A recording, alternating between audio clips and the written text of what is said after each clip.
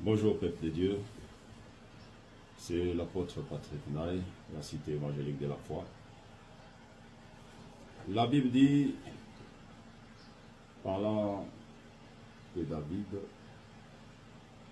c'était un berger. Derrière les troupeaux de son père, il est gardé.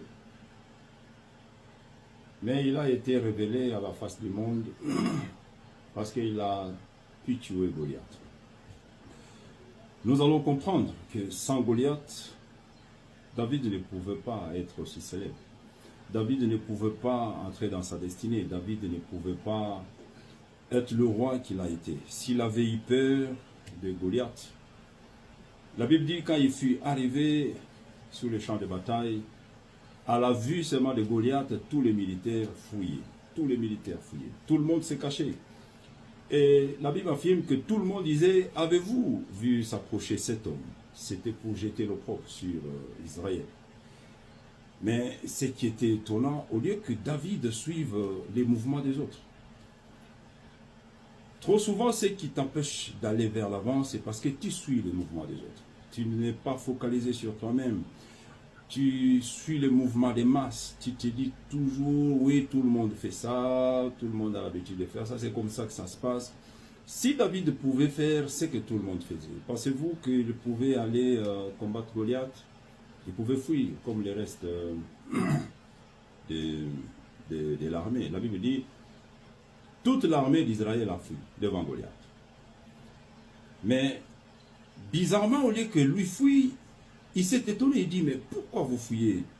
Oui, bien aimé, là où tout le monde a échoué, tu ne peux pas aussi échouer.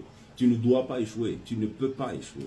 C'est pas parce que tout le monde a échoué dans ce domaine-là que toi, tu dois avoir peur. Tu vas te dire, oui, mais tout le monde a échoué, donc je ne réussirai pas. Tu réussiras parce que tu as ta destinée.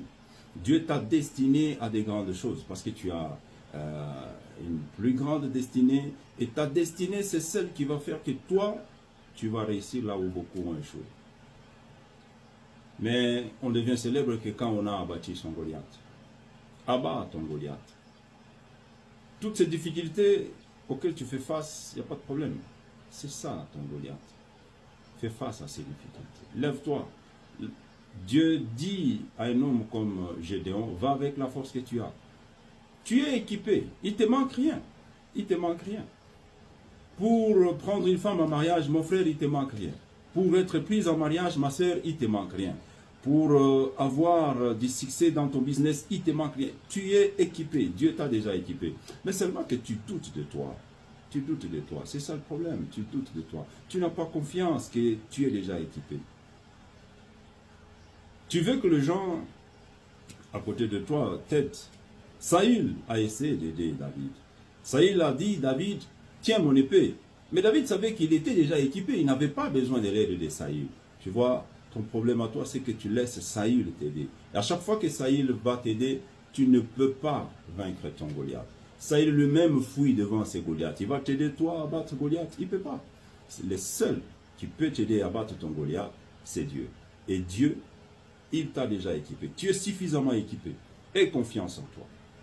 L'intelligence que tu as suffit pour que tu puisses émerger dans ton domaine. La beauté que tu as suffit pour que tu sois dans ces mariages-là. Le caractère que tu as suffit. Aujourd'hui, de nos jours, beaucoup de gens font beaucoup des artifices. Nos sœurs pensent que c'est en éclaircissant la peau qu'on peut arriver à être dans un bon mariage. Non, bien-aimé, tu t'es détruit toi-même. Tu t'es détruit toi-même. Tu vas détruire la peau que Dieu t'a donnée. La teinte que tu as suffit pour que tu entres dans ta destinée. Tu es brun ou brune, tu es clair, tu es des teints foncés. Ça te suffit. Dieu t'a déjà équipé. Ne suis pas les conseils que Saül te donne.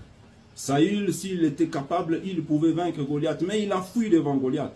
Donc ce n'est pas devant toi qu'il peut te dire, non, laisse-moi te donner un bon conseil pour que tu ailles battre Goliath. Tu dois avancer, terrasser ton Goliath. Tu es suffisamment équipé. Les armes qui te manquent, il n'y a pas de problème, Goliath va les emmener. Nous nous souviendrons, nous tous, que David a coupé la tête de Goliath avec l'épée que Goliath a amenée sur la scène. Goliath lui-même a amené des outils pour sa propre destruction. Tes ennemis, n'aie pas peur. La Bible dit, quand Dieu a créé un homme, il dispose favorablement même ses ennemis. Voilà pourquoi Jésus dit, quand vous rencontrez votre ennemi en train de mourir de faim, donnez-lui à manger. Il a soif, donnez-lui à boire. N'ayez pas peur, ne lui faites pas du mal, parce que vous avez besoin de cet ennemi-là pour que vous puissiez connaître votre ascension. Vous avez besoin de cet ennemi-là pour que vous avanciez. Vous avez besoin de cet ennemi pour que vous voliez encore bien haut. Quand le vent se dresse comme ennemi devant l'aigle, l'aigle utilise ces vents-là pour qu'il puisse encore voler haut. Ce sont vos ennemis qui vont faire de vous la star dans le royaume de Dieu. Ce sont vos ennemis qui vont faire à ce que le monde entier vous découvre, que vous soyez déployés. Oui, parce que Dieu veut vous déployer. Dieu veut vous déployer. Mais Dieu ne peut vous déployer que si vous acceptez de combattre vos ennemis. Ne reculez pas, avancez. Toutes les armes que Dieu nous a données, ce sont des armes offensives, des armes qui nous permettent d'avancer. Ça ne vous protège pas quand vous fouillez. Il n'y a pas des armes qui vous protègent en tournant les dos au problème. Non. Ça vous protège quand vous avancez. Donc, avançons. 2025, avançons. N'aie pas peur de ton Goliath. Tu l'abattras et tu es suffisamment équipé. Que Dieu te bénisse. Amen.